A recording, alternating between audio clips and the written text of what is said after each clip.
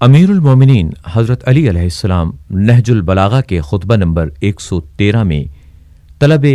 12 کے لیے دعائیہ کلمات ادا کرنے کی تعریف کرتے ہوئے ارشاد فرماتے ہیں: بار الہا، خشک سالی سے ہمارے پہاڑوں کا سبزہ بالکل سوکھ گیا ہے اور زمین پر خاک اڑ رہی ہے۔ ہمارے چوپائے پیاسے ہیں اور اپنے چوپایوں میں بوکھلائے ہوئے پھرتے ہیں اور اس طرح چلا رہے ہیں جس طرح رونے والیاں اپنے بچوں پر بین کرتی ہیں، اور اپنی چراگاہوں کے پھیرے کرنے اور تالابوں کی طرف بسط شوق بڑھنے سے عاجز آ گئے ہیں۔ پروردگار، ان چیخنے والی بکریوں اور ان شوق بھرے لہجے میں پکارنے والے اونٹوں پر رحم فرما۔ خدایا، تو راستوں میں ان کی پریشانی اور گھروں میں ان کی چیخ و پکار پر ترس کھا۔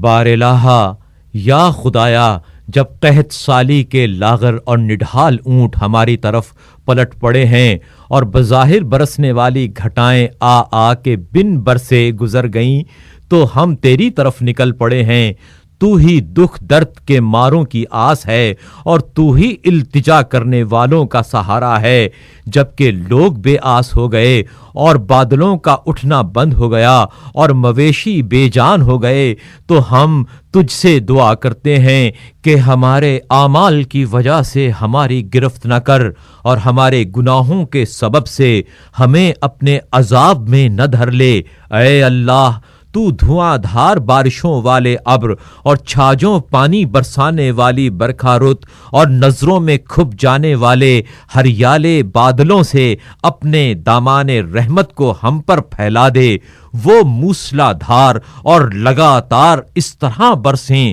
کہ ان سے مری ہوئی چیزوں کو تو زندہ کر دے اور گزری ہوئی بہاروں کو پلٹا دے۔ خدایا، پروردگار عالم، ایسی سیرابی ہو کہ جو مردہ زمینوں کو زندہ کرنے والی، سیراب بنانے والی اور بھرپور برسنے والی اور سب جگہ پھیل جانے والی اور پاکیزہ و بابرکت اور خوشگوار و شاداب ہو، جس سے نباتات پھلنے پھولنے لگیں، شاخیں بارآور اور پتے ہرے بھرے ہو جائیں، اور جس سے تو اپنے عاجز و زمین گیر بندوں کو سہارا دے کر اوپر اٹھائے اور اپنے مردہ شہروں کو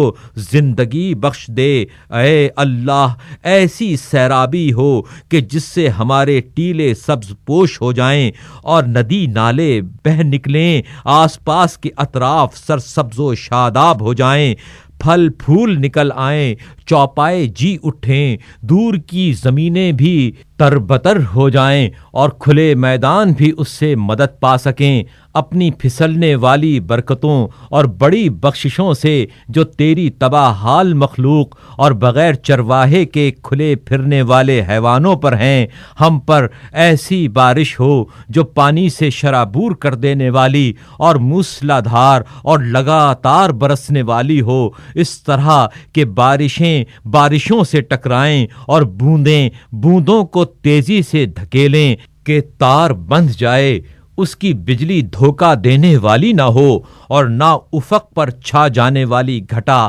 پانی سے خالی ہو، اور نہ سفید ابر کے ٹکڑے بکھرے بکھرے سے ہوں، اور نہ صرف ہوا کے ٹھنڈے جھونکوں والی بوندا باندی ہو کر رہ جائے۔ یوں برسا پروردگار کہ قحط کے مارے ہوئے اس کی سرسبزیوں سے خوشحال ہو جائیں اور خشک سالی کی سختیاں جھیلنے والے اس کی برکتوں سے جی اٹھیں۔ اور تو ہی وہ ہے جو لوگوں کے نا امید ہو جانے کے بعد میں برساتا ہے اور اپنی رحمت کے دامن پھیلا دیتا ہے، اور تو ہی والی و وارث اور اچھی صفتوں والا ہے۔